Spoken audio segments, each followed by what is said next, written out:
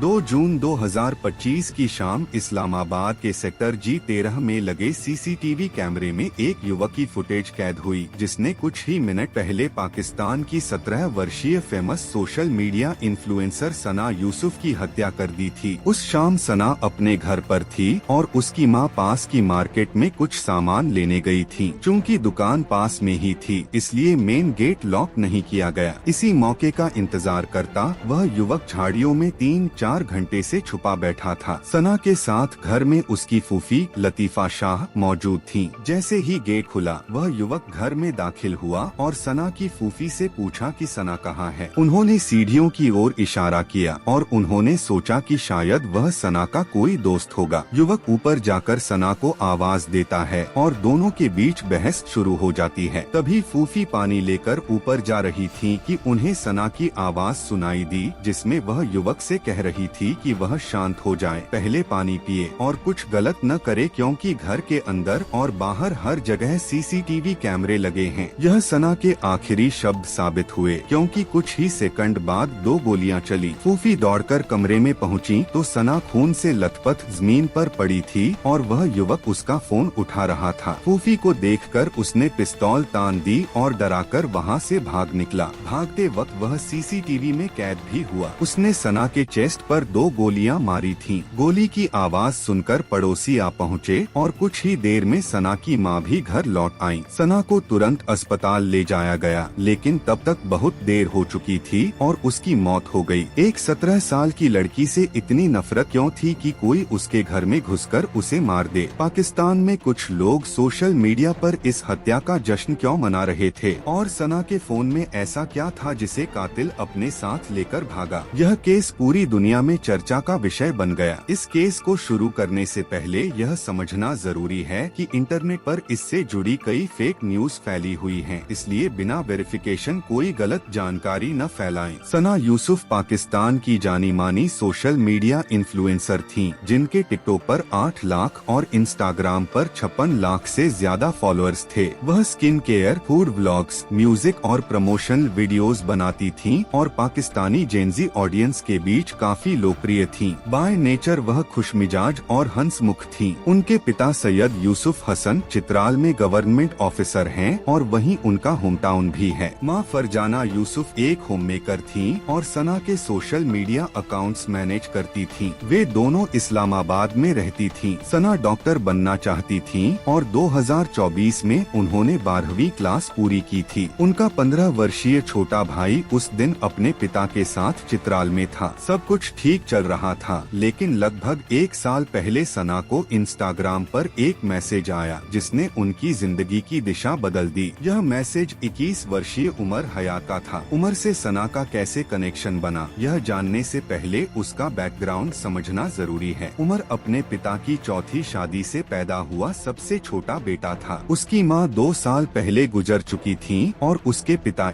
उमर हयात के पिता एक रिटायर्ड सरकारी कर्मचारी थे, जिन्हें पेंशन मिलती थी और उमर उसी से अपना खर्चा चलाता था। उमर खुद कोई काम नहीं करता था और सारा दिन आवारागर्दी में बिताता था। उसे दिखावे की जिंदगी जीने की आदत थी। उसके पिता ने हाल ही में एक छोटा सा प्लॉट बेचा था, जिससे मिले पैसों से उमर ने अपने लिए एक आईफोन खरीदा और उसी पैसे से किराए पर कार लेकर लड़कियों को टिकटॉक वीडियो के लिए इनवाइट करता था। वह पाकिस्तान के फैसलाबाद जिले के जरानवाला का रहने वाला था और खुद को झूठा प्रॉपर्टी टाइकून बताता था। पॉश इलाकों में जाकर वीडियो बनाता ताकि पीछे दिखने वाले बंगले और लग्जरी कारें उसकी खुद की लगें। उसकी सोशल मीडिया प्रोफाइल पूरी तरह झूठ पर आधारित थी और मोहल्ले वाले तक उससे परेशान थे। वह इंस्टाग्राम पर पेड कोलैब, फोटोशूट और म्यूजिक वीडियो के नाम पर कई लड़कियों को अप्रोच करता और उनके साथ टिकटॉक वीडियो बनाता। एक दिन उसकी नजर सना यूसुफ की प्रोफाइल पर पड़ी, जो एक जानी मानी सोशल मीडिया इन्फ्लुएंसर थीं। उमर को पता था कि वह सना को बाकी लड़कियों की तरह अप्रोच नहीं कर सकता, इसलिए उसने ब्रांड डील्स के नाम पर उसे मैसेज किया। टेक्स्ट पर दिखावा करना आसान होता है, तो उसने खुद को एक बड़े घर का प्रभावशाली इंसान बताते हुए बातचीत शुरू की। उसकी प्रोफाइल उधार के कपड़े और किराए की गाड़ियों से बनी हुई थी। सना के लिए ब्रांड डील्स वाले मैसेज सामान्य बात है और उसने भी उसे वैसा ही समझा और केवल शिष्टाचार में में थोड़ी बातचीत की, लेकिन उमर ने इसे गलतफहमी में लेकर यह मान लिया कि सना उससे मिलने आएगी। जब सना ने विनम्रता से मिलने से इनकार किया तो उमर जैसे लोग ना का मतलब समझते ही नहीं, उसने अलग अलग बहाने बनाकर सना से मिलने की कोशिशें की। जैसे एक बार उसने कहा कि उसके पास कुछ खास ब्रांड ऑफर हैं और इसलिए वह मिलना चाहता है। इस पर सना ने साफ कह दिया कि उसके पास समय नहीं है और वह बहुत बिजी रहती है। उमर ने अपने दोस्तों को बताया कि वह सना से मिलना चाहता है, लेकिन वह हर बार भाई भाई कहकर मना कर देती है। उमर का सना के प्रति ऑब्सेशन धीरे धीरे पागलपन में बदलता जा रहा था, जो सना उसकी हरकतों से समझ चुकी थी। वह दिन में कई बार इंस्टाग्राम पर ऑडियो कॉल करता,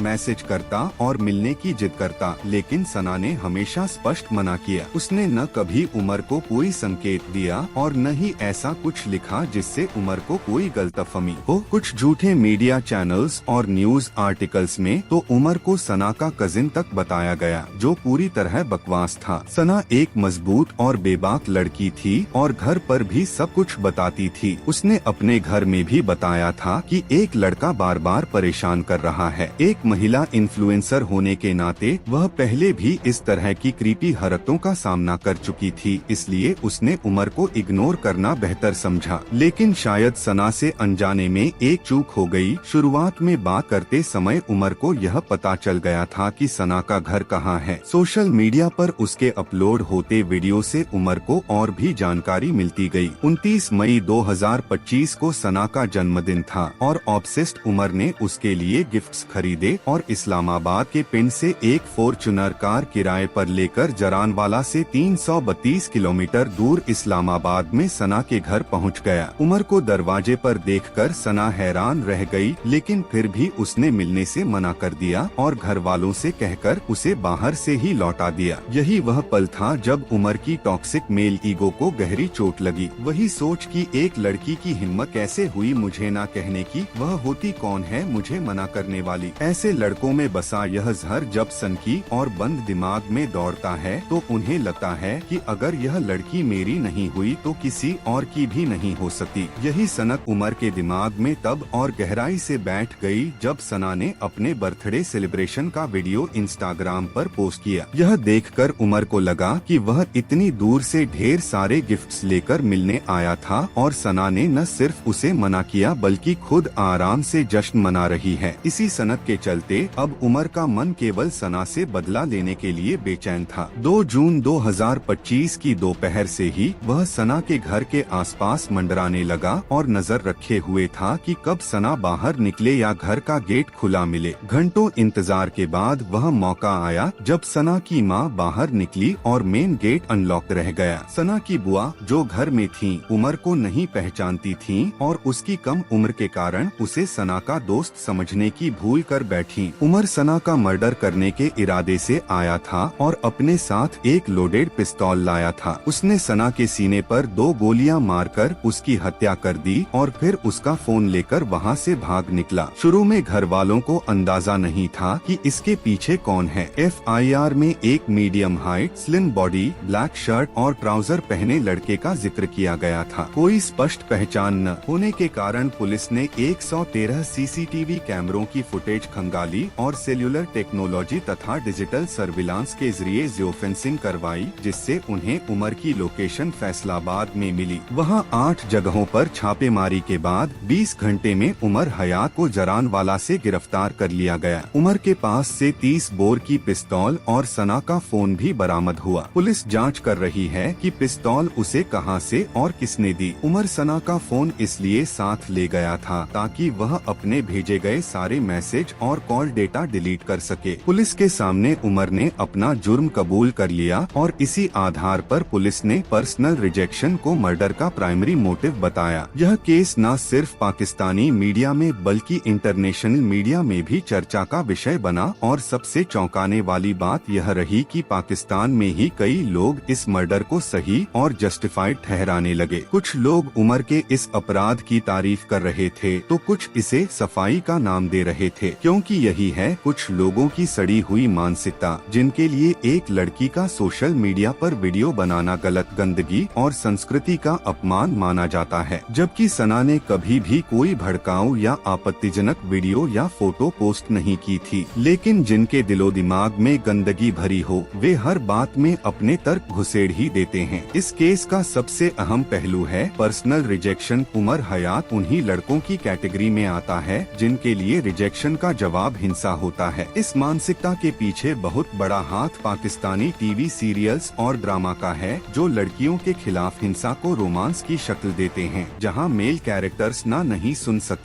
और अपनी जिद पूरी करने के लिए हिंसा तक कर बैठते हैं, जिसे लव एक्सप्रेशन बताकर ग्लोरीफाई किया जाता है। पाकिस्तान की एंटरटेनमेंट इंडस्ट्री में ऐसे कई टीवी शो हैं जो टॉक्सिक मर्दानगी और साइकोपैथिक बिहेवियर को सही ठहराते हैं। यह सिर्फ एक व्यक्तिगत राय नहीं बल्कि पाकिस्तान की जनता ने भी ऐसे शोज और उनके मेकर्स को कॉल आउट किया है। एक्टर्स, राइटर्स और स्टोरी टेलर्स सिर्फ एंटरटेनर्स नहीं, साइलेंट एजुकेटर्स भी होते हैं, क्योंकि उनकी कहानियाँ लोगों की सोच और जिंदगी को प्रभावित करती हैं। इसलिए यह केस एक वेकअप कॉल है कि हर किसी को अपनी जिम्मेदारी समझनी होगी। सना अब हमारे बीच नहीं है, लेकिन उम्मीद है कि उसके गुनहगार को सख्त से सख्त सजा मिलेगी।